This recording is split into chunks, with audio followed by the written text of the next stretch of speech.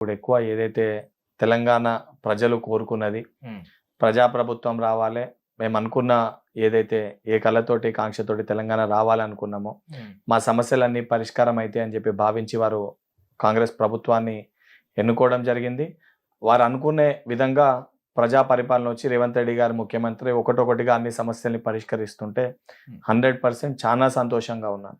వాస్తవానికి ఇట్లా మీరు అనుకున్నట్టు ప్రజాపాలన వచ్చింది, కాంగ్రెస్ గవర్నమెంట్ కూడా వచ్చింది. నాకంటే కూడా గవర్నమెంట్ వచ్చినందుకు ఇంకా సంతోషంగా ఉన్నా అని మీరు చెప్తున్నారు. మరి గవర్నమెంట్ వచ్చినందుకు నిజంగా తెలంగాణ ప్రజలు సంతోషంగా ఉన్నారా అన్న? 100% ఉన్నారు. ఉమ్, నిజంగా 100% ఉన్నారు. మరి ఎందుకన్నా ఇంత వ్యతిరేకత వస్తుంది, అంత సంతోషం? దేనిపైన వ్యతిరేకత? మీ 6 గ్యారెంటీల పైన కావచ్చు, గవర్నమెంట్ లో రేవంత్ రెడ్డి గారు తీసుకునే నిర్ణయాల వల్ల కావచ్చు, అభివృద్ధి పనుల్లో అంటే కావచ్చు. తీసి ఒకటి వ్యతిరేకత వస్తుందా, వ్యతిరేకత వస్తున్నట్టు చిత్రీకరించి చూపించే ప్రయత్నం చేస్తుండ్రా? రెండు అంశాలకు చాలా వ్యత్యాసం ఉంది. ఉమ్. చాలా ఇప్పుడు స్పష్టంగా ఇందులో ఏది నిజం అంటారు? 100% వ్యతిరేకత ఉన్నట్టు చూపించే ప్రయత్నం చేస్తారు, ప్రచారం చేసే ప్రయత్నం చేస్తున్నాయి ప్రతిపక్ష పార్టీలు. ఉమ్. అది చాలా స్పష్టంగా కళ్ళ కట్టినట్టు కనబడుతుంది. అంటే మీరు 6 గ్యారెంటీల్లో ఫెయిల్ అయిపోయారు అనేది నిజం కాదా అన్న? ఓకే, 6 గ్యారెంటీలో ఫెయిల్ అయినామని చెప్పి వారు మాట్లాడతారు. ఉమ్, సార్ నా వర్షన్ నేను చెప్తాను. ఓకే. 6 గ్యారెంటీల భాగంగా ప్రభుత్వం ఏర్పడినాక మొట్టమొదటి ఏదైతే గ్యారెంటీ ఈ యొక్క ప్రజాస్వామ్యం లేకుండా కంప్లీట్ గా ఒక డిక్టేటర్షిప్ లేకున్న తెలంగాణని రేవంత్ రెడ్డి గారు ఒకవైపు ప్రమాణ స్వీకారం చేస్తుంటేనే మరొక వైపు ప్రగతి భవన్ ముళ్ళ కంచెల్ని తొలగించి ఇది ప్రజాభవన్ గా మార్చి ఏదైతే ప్రజాస్వామ్యబద్ధంగా ధర్నా చౌక్ ని కూడా తెరిచి ఏదైతే ఒక స్వేచ్ఛని ఎవరికి ఏ బాధ ఏదున్నా కూడా చెప్పుకునే ఒక అవకాశాన్ని ప్రభుత్వం కల్పించింది. దాని తర్వాత 6 గ్యారెంటీల్లో భాగంగా ఇమీడియట్ గా మహిళలకు ఏదైతే సంబంధించి పెద్దపీట వేయాలని ఒక ఉద్దేశంతో అసెంబ్లీ స్టార్ట్ కాగానే అసెంబ్లీ ప్రాంగణంలోకి వెళ్ళి మహిళలకి ఉచిత ఆర్టీసీ బస్ ఫెసిలిటీని ప్రారంభించడం జరిగింది. దాని తర్వాత 500 రూపాయలకే గ్యాస్ సిలిండర్ ని అందిస్తామని చెప్పినాము, దాన్ని ప్రారంభించడం జరిగింది. దాని తర్వాత 200 యూనిట్ల ఉచిత కరెంట్, 200 లోపర్లు ఎవరికైతే కరెంటు సంబంధించి 200 యూనిట్ల ఉచిత కరెంట్ అందిస్తామని చెప్పినాము, ఆ స్కీమ్ ని కూడా స్టార్ట్ చేయడం జరిగింది, ఇంప్లిమెంటేషన్ జరుగుతుంది. దాని తర్వాత ఇమీడియట్ గా ఏదైతే విద్యా వ్యవస్థని మెరుగుపరచాలి, బలపరచాల ఉద్దేశంతో డిఎస్సి ఆ రోజు 5,500 వేస్తామనంటే మిగతా అన్ని కూడా కలిపి సుమారు 11,000 ఖాళీలు ఉన్నాయనంటే మరొకసారి టెట్ ఏర్పాటు చేసి ఏదైతే టెట్ నిర్వహించి ఏదైతే ఎగ్జామ్లు అందరూ క్వాలిఫై కాలేకపోయారని అవకాశం కల్పిస్తూ మళ్ళీ డిఎస్సి ఎగ్జామ్ ని కూడా అయితే 11,000 పైచిలుకు పోస్టులతో డిఎస్సి నియామకాలు చేసి టీచర్స్ ని ట్రాన్స్ఫర్స్, ప్రమోషన్స్ ఎన్నో ఏళ్ళుగా పెండింగ్ లో ఉన్న వేలాది సంఖ్యలో టీచర్స్ ట్రాన్స్ఫర్లు కానీ ప్రమోషన్లు కానీ వాటిని పూర్తి చేసి విద్యా వ్యవస్థని బలపరిచి దానితో పాటు విద్యా వ్యవస్థని ఇంకా బలపరచాలనే ఉద్దేశంతో మేనిఫెస్టోలో 6 గ్యారంటీలో ఉన్న విధంగా ఏదైతే ప్రతి నియోజకవర్గానికి ఒక ఇంటర్నేషనల్ తరహాలో మోడల్ స్కూళ్ళని ఏర్పాటు చేస్తామని చెప్పినాం. దాంట్లో భాగంగా 28 ఇంటర్నేషనల్ తరహా మోడల్ స్కూల్స్ ని మొదటి దఫాలో ప్రారంభించడం జరిగింది. రెండో దఫా మొత్తం కూడా ఈ 2 years లో ప్రతి నియోజకవర్గంలో కూడా ఇంటర్నేషనల్ ఈ తరహాలో model schools SC, ST, BC, minority అదేవిధంగా ఏదైతే అందరూ స్టూడెంట్స్ ఒకటే దగ్గర చదువుకునే విధంగా ఆ క్యాంపస్లను కూడా ఆల్రెడీ స్టార్ట్ చేయడం జరిగింది. దానితో పాటు ఏదైతే యువకులకి ముఖ్యంగా నియామకాల పేరుట ఉద్యోగాలు ఎగ్జామ్ నోటిఫికేషన్ వచ్చి ఎగ్జామ్ రాసిన నియామక పత్రాలు వస్తాయా రావా, పేపర్ లీక్ అవుతుందా అని చెప్పి ఒక నమ్మకాన్ని కోల్పోయిన యువకుల కోసం భరోసా కల్పించే విధంగా టీజీపీఎస్సీ ప్రక్షాళన చేసి ఇమ్మీడియట్ గా టీజీపీఎస్సీ పైన దృష్టి పెట్టి వారం రోజులలోనే ఆ సంబంధించిన దానిపైన దృష్టి పెట్టి నెల రోజుల లోపల టీజీపీఎస్సీ ప్రక్షాళన చేసి కొత్త చైర్మన్ గారిని రిక్రూట్ చేసి ఇమీడియట్ గా న్యాయ పరిధిలో కోర్టు చిక్కుల్లో ఉన్న హారిజాంటల్ వర్టికల్స్ వంటి ఇష్యూస్ ని పరిష్కరిస్తూ కోర్టు కేసు చిక్కుమడిలో ఉన్న అన్ని సమస్యల్ని పరిష్కరిస్తూ 2017కి వెళ్ళి ఉద్యోగ నియామక పత్రాలు రాక ఏదైతే ఆర్డర్స్ రాక ఇబ్బంది పడుతున్న యువకులందరికీ కూడా అవన్నిటిని పరిష్కరించి పెండింగ్ లో ఉన్న రిజల్ట్స్ అన్నిటిని కూడా ఏదైతే ట్రాన్స్పరెన్సీ తోటి ఇచ్చి 55,000 పైచీలకు ఉద్యోగ నియామక పత్రాలను యువకులకి అందించి 100% ఈ ప్రభుత్వము నియామక పత్రాలు కేవలం నోటిఫికేషన్ ఇచ్చి ఎగ్జామ్ కండక్ట్ చేయడమే కాదు 100% అపాయింట్మెంట్ ఆర్డర్స్ ఇచ్చిన రోజే ఒక నిరుద్యోగిని ఉద్యోగిగా మార్చిన రోజే ఉద్యోగం ఇచ్చినట్టు అనే విధంగా ఈ ప్రభుత్వము పరిపాలిస్తుందని చెప్పి తెలంగాణ రాష్ట్ర వ్యాప్తంగా ఉన్న ప్రతి యువకునికి కూడా ఒక భరోసా కల్పించడం జరిగింది. ఇవన్నీ కూడా దానితో పాటు తెలంగాణ రాష్ట్రంలో ఏదైతే తెలంగాణ రాష్ట్రానికి వెన్నుముక్కగా ఉన్న రైతులకి భరోసా కల్పించడానికి 2 లక్షల రూపాయల రైతులకి రుణమాఫీ చేయడం జరిగింది.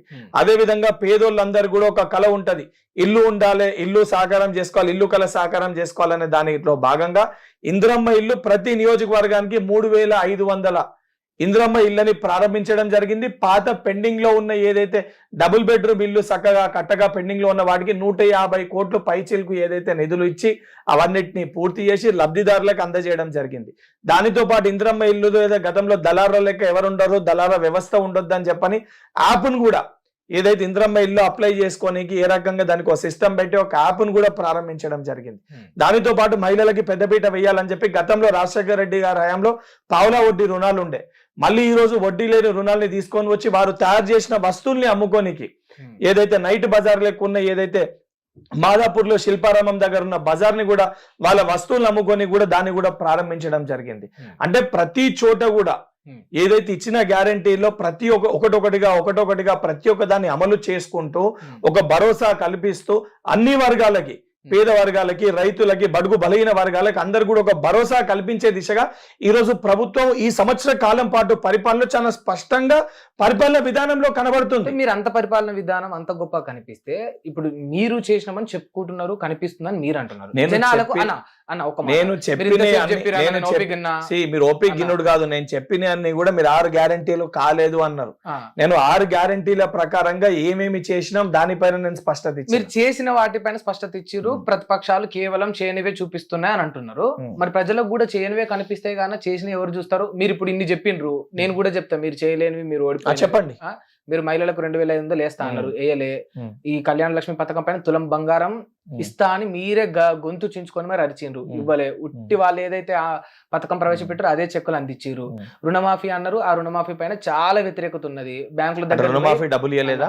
ఇచ్చింది కానీ పూర్తి స్థాయిలో చేయలేదు. డబ్బులు ఇచ్చినామా లేదా? చేసిరు కానీ పూర్తి స్థాయిలో చేయలేదు. డబ్బులు ఇచ్చినామా ఇవ్వలేదా? సగం మంది అన్నం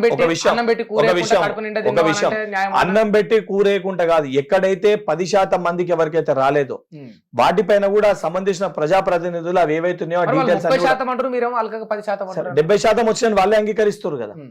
70% రైతులకు రుణమాఫీ చేసినామని వాళ్ళు అంగీకరిస్తారు కదా. మీరు 100% వాటిని కూడా చేసి తీరుతాము. ఇప్పుడు మీరేమన్నారు 6 గ్యారెంటీలు ఏం అమలు చేయలేని మొదట నువ్వే చెప్పినావు. ఇప్పుడు నువ్వు చెప్పిన 3 విషయాలు అమలు చేయలేదని చెప్పి మాట్లాడుతున్నావు. ఏమి చెప్పాలి? ఇంకా చెప్తా చెప్పేమో. మీరు ఇప్పుడు ఇందాక ఇల్లులు కట్టిస్తున్నాం, ఇందిరమ్మ ఇల్లులు, ఇక వీళ్ళకి స్పెషల్ యాప్ కూడా తయారు చేస్తున్నాం అన్న. ఇల్లులు కట్టిస్తుంది మీరు ఘనంగా చెప్పుకుంటున్నారు, మరి ఇల్లులు కులగొడుతుందన్నా? అంటే ఇప్పుడు మూసి ఏదైతే ప్రాంతాల్లో నివసించే ప్రజలకి అనారోగ్య సమస్యలతోటి వాళ్ళు ఇబ్బంది పడుతూ జీవిత కాలం పాటు వారి యొక్క పిల్లలు, వారి యొక్క భవిష్యత్తు ఏ రకంగా ఉంటదని ఒక అంధకారంలో వారు బతుకుతుంటే, ఏ రాత్రి వర్షాకాలంలో వరదలు వస్తే ఏ పరిస్థితి ఏర్పడుతుందని చెప్పి ఉక్కిరి బిక్కిరి అయిపోయే పరిస్థితుల్లో వాళ్ళు ఉంటే వారికి మెరుగైన జీవితాన్ని వారికి అందించాలి, వారికి ఒక డబుల్ బెడ్రూమ్ ఇల్లు ఇచ్చి వాళ్ళకి ఒక స్థలాన్ని కేటాయించి వారి జీవితాన్ని బాగు చేద్దామని ఒక దృఢ సంకల్పంతో ముఖ్యమంత్రి గారు ఆలోచన తీసుకుంటే దాన్ని వ్యతిరేకంగా అది తప్పు అని చాలా అప్రిషియేట్ చేస్తా. ఏ ముఖ్యమంత్రి కూడా ఈ దేశంలో ఇటువంటి నిర్ణయం తీసుకోడు. రేవంత్ రెడ్డి అంత డేర్ చేసిండు. కానీ ఎప్పుడు తీసుకోవాలన్నా నువ్వు ఆల్టర్నేటివ్ ఒక సోర్స్ వాళ్ళకి చూపించిన తర్వాత తీసుకోవాలి. డైరెక్ట్ ఇల్లు కూల్చేసి ఇక రేపు అన్న రోజు నేను ఇస్తా అంటే ఇవాళ వాళ్ళందరూ ఎడవనుకుంటారన్నా? ఒక విషయము ఎక్కడ కూడా చాలా స్పష్టంగా అక్కడ ఉన్న ప్రజాప్రతినిధులు ఎక్కడైతే పోయి మూసీలలో ఇల్లు కట్టుకొని ఇబ్బంది పడుతుంటే రోగాల పాలైతే వాళ్ళని అలకేట్ చేసి తీసుకెళ్లి వాళ్ళకి డబుల్ బెడ్రూమ్ ఇల్లు కూడా అలకేట్ చేయడం జరిగింది. ఎక్కడైతే సంబంధించి ఉందో అక్కడ ఉన్న ప్రజాప్రతినిధులు వెళ్ళి హైదరాబాద్ లో దీని పరిధిలో పోతే బీఆర్ఎస్, ఎంఐఎం, బీజేపీ ప్రజాప్రతినిధులు ఉన్నారు. అయితే ఎమ్మెల్సీగా మాసంటే ఒకళ్ళిద్దరు ఉన్న చోట మేము వెళ్ళే ప్రయత్నం చేసినాం. కానీ దాన్ని అడ్డుకొని దాన్ని ఆపి నిజంగానే ఏదైతే దానిలో 150,000 కుంభకోణం అయిపోయింది, 150,000 కోట్లు అది చేసి అవినీతి చేసిరంటే ఎక్కడ కూడా డిపిఆర్ అవన్నీ కూడా కంప్లీటే కాలే. అది జస్ట్ ఇనిషియల్ స్టేజ్ లో స్టార్ట్ చేయడం జరిగింది. ఈ రకంగా చెయ్యాలి, ఇది ప్రభుత్వ ఆలోచన అని. దాన్ని నిజంగా చర్చకి కన్స్ట్రక్టివ్ వేలో వాళ్ళకి ఆలోచన ఉంటే వచ్చి చర్చకి వాళ్ళు రావాలి. చర్చకి ఏదైతే ప్రతిపక్షాలు తీసుకొని వచ్చి ఒక ప్రపోజల్ తీసుకురండి కన్స్ట్రక్టివ్ వేలో. ఎందుకు తీసుకురావట్లేదు? ఇప్పుడు ఇది నీ కోసమో నా కోసమో కాదు, వాళ్ళ భవిష్యత్తు కోసం, తెలంగాణ భవిష్యత్తు కోసం, హైదరాబాద్ భవిష్యత్తు కోసం, రేపటి తరం కోసం, అభివృద్ధి కోసం దీన్ని అడ్డుకునే ప్రయత్నం, ఆపే ప్రయత్నం చేస్తే ఎంతవరకు కరెక్ట్? సార్ వద్దంటున్నావు, మరి ఏం చేయాలి? ఏ రకంగా చేయాలి? ఆలోచన ఉండాలి కదా, ఆలోచన ఉండాలి కదా. 100% చేస్తాము, 100% న్యాయం చేస్తాము. చేయలేదని తప్పుకుంటున్నారు. న్యాయం చేసినాము, ఇంకా ఖాళీ చేయిస్తున్న వాళ్ళకి న్యాయం చేసే ఖాళీ చేయిస్తాము. ఇప్పుడు చాలా మంది రోడ్ల మీద ఉన్నారు కానీ వాళ్ళ అరే పరిస్థితి ఎక్కడ కూడా మీరు మాట్లాడుతారు ఇచ్చి డబుల్ బెడ్రూమ్ ఇళ్ళకు నేను చూపిస్తాడు, ఇల్లు ఇచ్చిన వాళ్ళని నేను చూపిస్తా. నువ్వు అదే చెప్తున్నా, 10 మందిలో ఒకరికి ఇల్లు రాకపోతే రాంది ఒక్కటి నువ్వు చూపిస్తావు. ఎందుకు నీ ఛానల్ ఏదైతే వైరల్ అవుతుందో ఏదైతే నెగిటివ్ ఉంటుందో దాని పబ్లిసిటీ కోసం నువ్వు చూపిస్తావు. మంచి జరిగింది ఎక్కడ కూడా నువ్వు చూపించే ప్రయత్నం చేయవు. ఎందుకు చూపెట్టమన్నా? నిర్ణయం చెప్పు. నేను నా నోటి నుండి ఇప్పుడు సంబంధించి ఇలాంటి నిర్ణయం తీసుకోవడం రేవంత్ రెడ్డి గారిని నేను అప్రిషియేట్ చేస్తున్న మనస్ఫూర్తిగా నేను చెప్పిన తర్వాత ఈ మాట అన్నాను. ఒక విషయము, నువ్వు మాట్లాడితే నువ్వు మాట్లాడినప్పుడన్నా నన్ను మాట్లాడి, మాట్లాడుతున్నప్పుడన్నా నువ్వు ప్రభుత్వం నిర్ణయాలు తీసుకోకపోతే గతంలో కూడా ఇదే మూసీ డెవలప్మెంట్ పైన Musi development corporation BRS party వేసిందా వేయలేదా? ఏం చేద్దామని వేసింది. ఫస్ట్ అది బీజేపీ పార్టీలు దీనిపైన విమర్శ చేస్తారు. 2 సార్లు కేంద్ర మంత్రిగా కిషన్ రెడ్డి గారు ఇదే సికింద్రాబాద్కి వెళ్ళి ప్రాతినిధ్యం వహిస్తారు. అంబర్పేటకి వెళ్ళి అనేక ఏదైతే సందర్భాలు వారు శాసనసభ్యునిగా వారు అంబర్పేట నియోజకవర్గాలకు వెళ్ళి ఎన్నుకోబడరు. వారు ఏం చేసారు ఈ మూసీ దానిపైన? ఎన్ని నిధులు తీసుకొని వచ్చారు? ఇప్పుడు వాస్తవానికి ఒక మంచి కార్యక్రమం చేద్దాం అనుకున్నప్పుడు 100% దాంట్లో ఒక 10% ఇబ్బందులు జరుగుతాయి. ఇబ్బందులు జరిగినప్పుడు ఇంకా ఇబ్బందుల్ని పెద్ద చేసే ప్రయత్నం చేయొద్దు. అది మీరైతే కొంత ఉన్న యూట్యూబ్ ఛానల్స్ కానీ కొంతమంది వ్యక్తులు కానీ ప్రతిపక్షాలు కానీ ఏ రకంగా సమస్యని పరిష్కరించాలి, ఒక కన్స్ట్రక్టివ్ వేలో వాళ్ళు ఏమి కోరుకుంటారు, ఏమి కావాలి, ఇన్ని మాట్లాడుతారు. ఏ ఒక్కలన్నా ఇప్పటి వరకు ఏ ప్రజాప్రతినిధి అన్నా ప్రతిపక్ష పార్టీలు కానీ లేకపోతే ఎనీ ఛానల్ మూసీ ప్రాంతంలో వెళ్ళి ఒక డిబేట్ పెట్టి మీకు ఏం కావాలి, ఇక్కడికి వెళ్ళి ఖాళీ చేయాల్సిందే, ఖాళీ చేస్తే మీకు ఏమి కావాలి అని ఎక్కడన్నా ఒక డిస్కషన్ ఇప్పటి వరకు ఎవరన్నా పెట్టిర్రా? వాళ్ళే జనతా గ్యారేజ్ పెట్టే ప్రయత్నం చేసిర్రా? నేను మీకు స్ట్రేట్ అడుగుతున్నా, నిన్నే అడుగుతున్నా. నువ్వు అక్కడ పోయి కూర్చోబెట్టి ఇది చేంజ్ అయితే ఏ రకంగా చేయాలని నీ ఛానల్కి నువ్వు చేసే ప్రయత్నం చేసినావా? నా దగ్గరికి వచ్చిరా? నేను నువ్వు పోయి వచ్చిరు. అరే నీకేమంటున్నా, నువ్వు ఆడ పోయి చేస్తే నీకు అది బాగా తెలుస్తుంది. ఒక 2 గంటలు నువ్వు ఆడ ఉంటే ఆడ పరిస్థితులు చూస్తే, ఒక రోజు అక్కడ నివసిస్తే ఆడ బాగా తెలుస్తుంది. లొకేషన్ ఏం చేంజ్ చేస్తా? జనాలు వాళ్ళ బాగా చెప్పుకొని బయటికి రోడ్డు మీదకి వచ్చి నీకేమంటున్నా, లొకేషన్ కి పోతే వర్షాకాలం వచ్చినప్పుడు పోయి నీళ్ళు ఇదే కెమెరా పట్టుకొని నీలహోర్ హాస్పిటల్ పో. ఆ మూసీ ప్రాంతంలో నివసించే ప్రజలు ఏ రకమైన రోగాలతో ఇబ్బంది పడుతున్నారు, ఏ రకమైన బాధలు పడుతున్నారు, వర్షాలు పడ్డప్పుడు వాళ్ళ ఇంట్లో పరిస్థితులు ఏ రకంగా ఉంటాయి, వరద వస్తుందని చెప్పి ఇంట్లో ఉన్న ఎలక్ట్రానిక్ సామాన్లు బల్లెల పైన బయట పైన ఏ రకంగా పెట్టుకుంటారు, అవస్థలు చూస్తే అర్థమవుతాయి. ఆ బాధ చూస్తే మనకు అర్థమవుతుంది. ఇప్పుడు ఈ పనంతా ఎవరు చేశారన్నా? మరి అసోంటి ఏరియాలలో వాళ్ళకి పర్మిషన్ లోలు ఇచ్చిండ్రు. ఇప్పుడు నీకు చెప్పేది పర్మిషన్లు ఇచ్చిన కాడికి వెళ్ళి అలా టీడీపీ గవర్నమెంట్ ఉంది, కాంగ్రెస్ గవర్నమెంట్ ఉంది. 100% ప్రతి ఒక్కరు తప్పులు నేనేం లేదని అంటలే. అంటే తప్పు చేసారు, గతంలో చేసేది దాన్ని సరిదిద్దుకోవద్దు అంటవా? సరిదిద్దుకోవాలి అంటే దిద్దుకోవద్దని అంటారా? మరి దానికే సరిదిద్దుకునే ప్రయత్నంలోనే అందరూ చేసారు. అది మారాలి, ఆ పరిస్థితి మారాలి, ఆ రకమైన డెవలప్మెంట్ జరగాలి. గుజరాత్ లో వాళ్ళు సబర్మతి నిర్మించుకొని ఏదైతే బీజేపీ పార్టీ నరేంద్ర మోడీ గారు ముఖ్యమంత్రిగా ఉన్నప్పుడు ఏ రకంగా చేసుకున్నారో అసొంటి ఒక డెవలపింగ్ రైజింగ్ తెలంగాణ హైదరాబాద్ కావాలి, రైజింగ్ హైదరాబాద్ కావాలి అని ఒక విజన్ తోటి, ఒక విజన్ ఉన్న ముఖ్యమంత్రి గారు ఈరోజు రేవంత్ రెడ్డి గారు వచ్చారు ఆ విజన్ తోటి నడిపించని. సో అంటే భవిష్యత్తు తరం గురించి ఆలోచించి ఇంత పని చేస్తున్నారు. మీ పైన వ్యతిరేకత వస్తుందని తెలిసినా కూడా అంతే.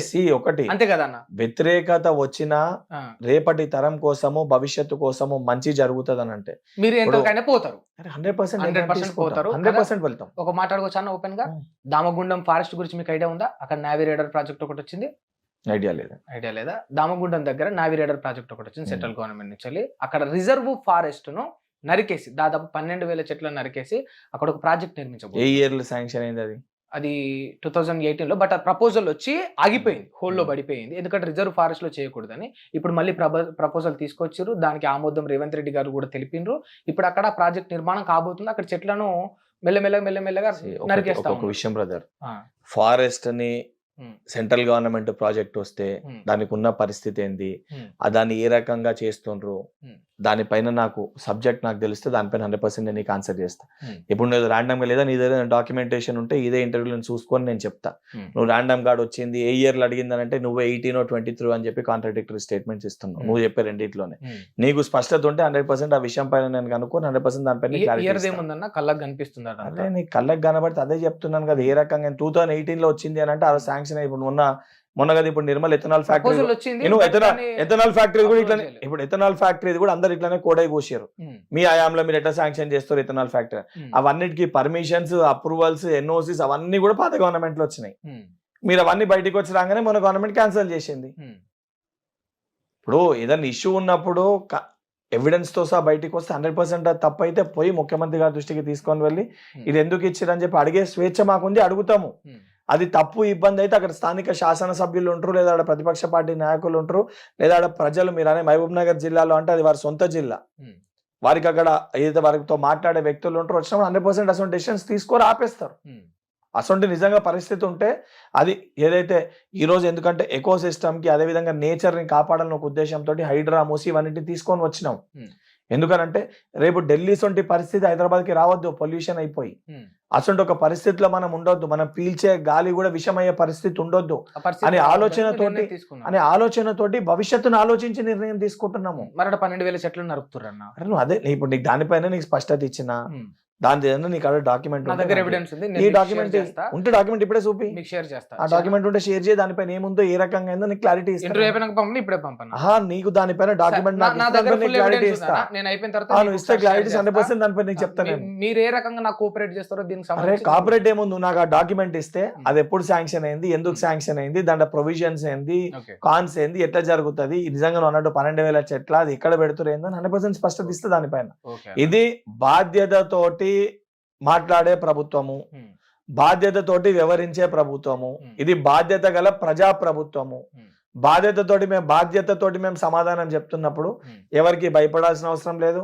గత ప్రభుత్వం లెక్క సమాధానాలు చెప్పకుండా గడిలలో ఉండే ప్రభుత్వము అసలు నాయకులు మీ ప్రభుత్వంలో లేము. వాస్తవానికి దానికి దీనికి చాలా డిఫరెన్స్. నా ప్రభుత్వానికి ఈ ప్రభుత్వానికి మీరు బయటకు వచ్చి బహిరంగంగా ఏదైనా మాట్లాడగలుగుతున్నారు. ఆ స్వేచ్ఛ మీ దగ్గర చూస్తున్నా, చిన్న చిన్న నాయకుల దగ్గర, ఎమ్మెల్యేల దగ్గర, అందరి దగ్గర చూస్తున్నా. బట్ మీరందరూ బాగానే ఉన్నారు. బీఆర్ఎస్ ప్రభుత్వంలో ఎమ్మెల్యేల పైన వ్యతిరేకత ఉన్నది, బట్ ఇప్పుడు కాంగ్రెస్ ప్రభుత్వంలో డైరెక్ట్ ముఖ్యమంత్రి పైన వ్యతిరేకత వచ్చింది. అంటే ఇప్పుడు ఏదైనా డెసిషన్స్ తీసుకున్నప్పుడు మీరు ముఖ్యమంత్రి పైన వ్యతిరేకత వస్తుందని మీరు భావిస్తారు. వారొక విజన్ తోటి ఎంత వ్యతిరేకత వచ్చినా తాత్కాలికంగా ఇది ఉంటది, వారొక విజన్, ఒక ఆలోచన తోటి వారు ముందు పోతుంటారు. విజన్ ఏంటిదన్నా విగ్రహాల రూపాలు మార్చడమా? ఆ విగ్రహం అనేది ఏదైతే సంబంధించి తెలంగాణ ప్రతి ఒక్క ప్రజల మనోభావాల ఉద్దేశించి ఏదైతే అది మన సెంటిమెంట్స్, ఎమోషన్స్ తోటి కూడుకున్నది అది. ఎందుకనంటే తెలంగాణ తల్లి విగ్రహము 10 ఏళ్ళు తెలంగాణ రాష్ట్రం ఏర్పడ్డాక ఇప్పటి వరకే అధికారికంగా మనం తెలంగాణ తల్లి రూపాన్ని మనం రూపొందించుకోలేదు. అసొంటి ఒక విగ్రహాన్ని ఆ సెంటిమెంట్స్, ఎమోషన్స్ ని దృష్టిలో పెట్టుకొని టీఎస్ ని టీజీగా మారవడం అనేది, సరే బహుశా నువ్వు నేను క్రియాశీలకంగా ఆ రోజు పాల్గొనలేదేమో. తెలంగాణ ఉద్యమ సమయంలో 1960 అజిటేషన్ కి వెళ్ళి మొదలుపెట్టిన ఫోటోగ్రాఫ్ చూస్తే గుండెల పైన టీజీ అని రాసుకున్నారు. ఆ రోజు తెలంగాణ ఉద్యమ సమయంలో బోర్డులకి పెయింట్ లేసి టీజీ అని రాసిండ్రు. ప్రతి ఒక్క ప్రజలు కూడా ఆ రోజు తెలంగాణ అంటే టీజీ అని ప్రతి ఒక్క. హిట్ టీవీ యాప్, ఇందులో short news, live news, entertainment shows, movies, digital magazines తో పాటు మీ జిల్లా వార్తలను కూడా ఫ్రీగా చూడొచ్చు. అంతేకాదు కేజీ నుంచి పీజీ వరకు విద్యార్థులకు స్కాలర్షిప్ కూడా అందిస్తున్నాం. ప్రతి వారం 10 మందికి లక్కీ డ్రా ద్వారా ఒక్కొక్కరికి 10,000 రూపాయలు అందిస్తున్నాం. ఇంకెందుకు ఆలస్యం, వెంటనే హిట్ టీవీ యాప్ ని డౌన్లోడ్ చేసుకుని ఫ్రీగా ఎంటర్టైన్మెంట్ పొందండి. Hit TV app. Hit TV app. Please download hit TV app. Hit TV app ని ఫ్రీగా డౌన్లోడ్ చేసుకొని ఎంజాయ్ చేయండి. మీకు నచ్చిన ఎంటర్టైన్మెంట్ కోసం హిట్ టీవీ యాప్ ని ఫ్రీగా డౌన్లోడ్ చేసుకొని ఎంజాయ్ చేయండి. హిట్ టీవీ యాప్ ని డౌన్లోడ్ చేసుకొని ఆస్వాదించండి, ఆశీర్వదించండి. ఇంతమంది సెలబ్రిటీలు హిట్ టీవీ యాప్ ని డౌన్లోడ్ చేసుకోండి అని చెప్తున్నారంటే ఎంత మంచి యాప్ ఆలోచించండి. అమెరికా అమెరికా అమెరికా అమెరికాలో చదవాలనుకునే వాళ్ళకి విశ్వసనీయమైన పేరు మన శౌర్య కన్సల్టెన్సీ. UK లో 1 year masters, UK లో 1 year masters, 2 years work permit up to 5 years visa. Contact Saurya Consultancy. Contact 89851 89851.